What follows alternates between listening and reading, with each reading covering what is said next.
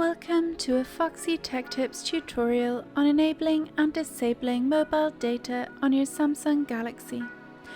If you find this tutorial helpful, please consider subscribing to my channel and liking the video. Swipe down from the top of the screen twice to open up the Quick panel. Then swipe to the right until you see the Mobile Data button. Tap on the Mobile Data button to switch mobile data on. When it is on, the button will be blue. To switch mobile data off, just tap the button again. When mobile data is off, the button will be grey. And that draws an end to this tutorial. Please like the video if you found it helpful, and subscribe to Foxy Tech Tips for more Samsung tips and tricks.